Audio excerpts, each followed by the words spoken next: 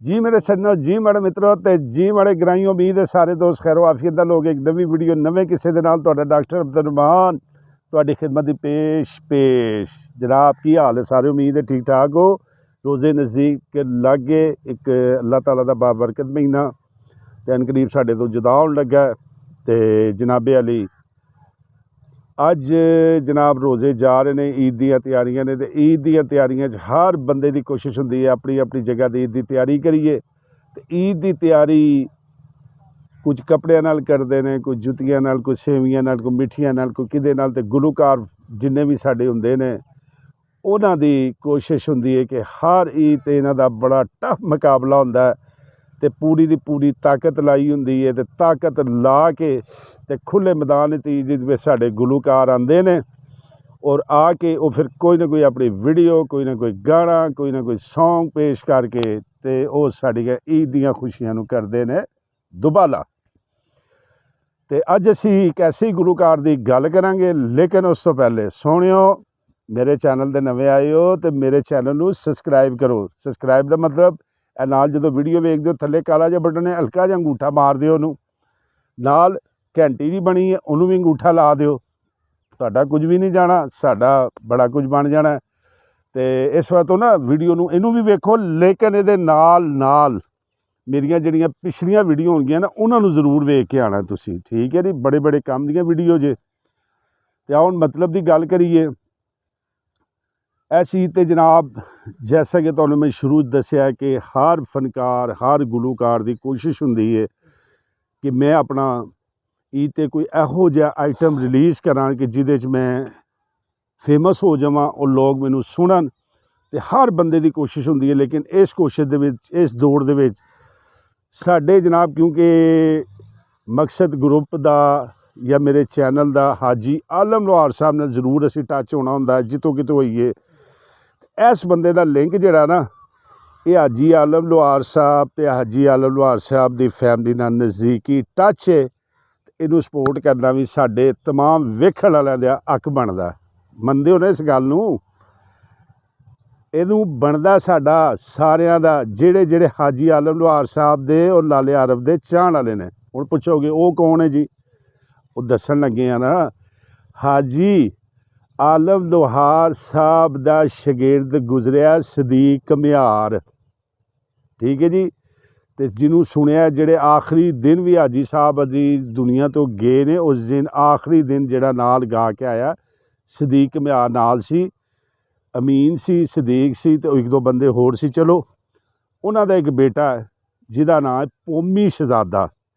हाँ जी, जिहदियां अगे मैं तुहानूं दो चार वीडियो दित्तियां ने और चंद वीडियो अजे भी वो सैमलूक माशाअल्लाह बड़े बड़े हज़ारां व्यूज़ आए ने, वो भी मेरे चैनल पर मौजूद ने। पोमी शहजादा यार, इस शहजादे दी ना मैनू बड़ा दुख है। इस शहजादे नूं अल्लाह ने आवाज़ दित्ती, शक्ल दित्ती, लिबास दिता और खुदा ईमानदारी की गल जे पूरी अज दे दौर च मेहनत नाल गाण वाला जिहड़ा ना वो ए मुंडा जे। लेकिन इहदे ते या किस्मत नहीं मेहरबान हुंदी पई या इहदी अपना कोई सतारा गर्दश च ते जिहदी वजह तो ना ये मुंडा यकीन करोते नहीं आ रहा। लेकिन ऐसी ते ना इन्हें एक बड़ी हिम्मत की है, बड़ी मेहनत की है और बड़ी मुश्किल दा मामलात दे विचों निकल के ना एक अपनी एज आइटम रिलीज़ कर रहा है। ये बड़े मेले जाके गाण वाला शहजादा जे, वाकई शहजादा दे मैं दियां बहुत ज़्यादा पसंद करना।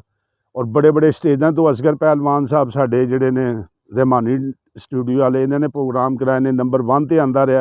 ये गाने सुनो, हैंड फ्री ला के सुनो, बड़ा चस आंदा जे। पुरानियां दास्तानां गाण वाला मुंडा है, अजकल के मुंडियां च तरह नहीं।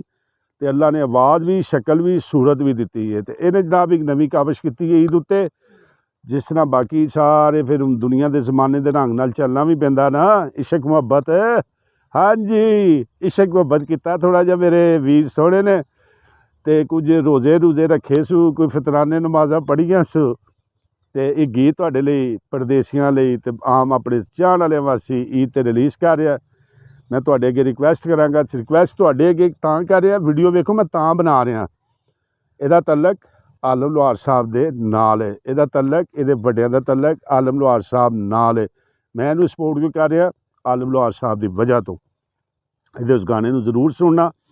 ਐਂਡ 'ਤੇ ਮੈਂ ਤੁਹਾਨੂੰ ਲਿੰਕ ਵੀ ਦੇਣ ਲੱਗਾ ਉਹਦਾ, ਅਤੇ ਈਦ 'ਤੇ ਵੀ ਇਹਨੂੰ ਸੁਣਨਾ ਹੈ। ਅੱਛਾ, ਆਪ ਹੀ ਨਹੀਂ ਸੁਣਨਾ, ਇਹਦੇ ਇਸ ਗਾਣੇ ਨੂੰ ਜ਼ਿਆਦਾ ਤੋਂ ਜ਼ਿਆਦਾ ਪ੍ਰਮੋਟ ਕਰਨਾ, ਸ਼ੇਅਰ ਕਰਨਾ। ਉਹਦੀ ਵਜ੍ਹਾ ਕਿ ਯਾਰ ਅਗਰ ਇਹਦਾ ਭਲਾ ਹੋ ਜਾਏ ਨਾ ਸਾਡੇ ਇੰਨੇ ਕੰਮ ਕਰਨ ਨਾਲ, ਇਹ ਵੀ ਥੋੜ੍ਹਾ ਉੱਤੇ ਜਾਵੇ। ਬੜਾ ਵਿਚਾਰਾ ਪਿੱਛੇ ਜਾ ਰਿਹਾ ਔਰ ਬਹੁਤ ਅੱਛਾ ਗੁਲੂਕਾਰ ਹੈ।